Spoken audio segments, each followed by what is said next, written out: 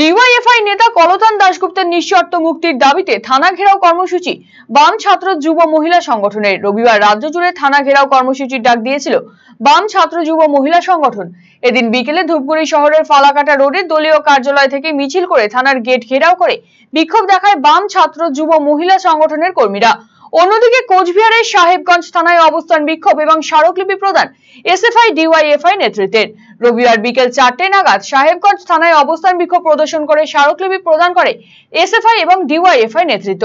প্রসঙ্গত, গতকাল viral audio কাণ্ডে পুলিশের হাতে গ্রেফতার হয় ডিওয়াইএফআই নেতা কলতান দাশগুপ্ত। কিন্তু এসএফআই ডিওয়াইএফআই নেতৃত্বের অভিযোগ, কলতান দাশগুপ্তকে মিথ্যা মামলায় ফাঁসিয়ে গ্রেফতার করা হয়েছে।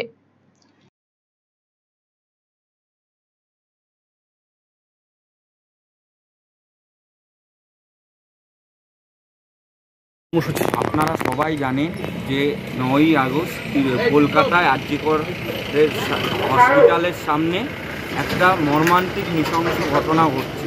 সেই সময় আমাদের ডিওয়াইএফআই রাজ্য সম্পাদক কমরেড মীনাক্ষী মুখার্জি, আমাদের যুবশক্তি পত্রিকার সম্পাদক কমরেড কলতান দাশগুপ্ত, তারা গাড়িটাকে আটকায়।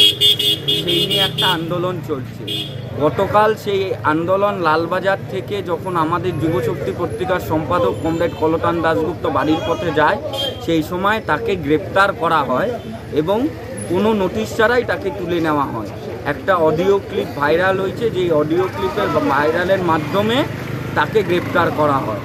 কার জন্য গ্রেপ্তার করা হয়, সেখানে গ্রেপ্তার করে চোর মানুষের সাথে যে চিটফান্ডের টাকা খেয়েছে সেই কুণাল ঘোষের কথার পরিপ্রেক্ষিতে কলতান দাশগুপ্তকে গ্রেপ্তার করা হয়। আমরা বলছি, এই ভয় দেখিয়ে ছাত্র যুব আন্দোলন রক্ষা কোনোদিন যায়নি, কোনোদিন যাবেও না। এই জন্য আমাদের ধূপগুড়ি থানায় আজকে আমাদের প্রতিটি অবরোধ আমরা করি। डिजिटल इंडिया सेल शुरू हो चुका है। इंस्टेंट डिस्काउंट, सबसे कम दाम, पाए नो कॉस्ट EMI, बेहतरीन आफ्टर सेल सर्विस और बेमिसाल एक्सचेंज वैल्यू। आज ही रिलायंस डिजिटल आइए।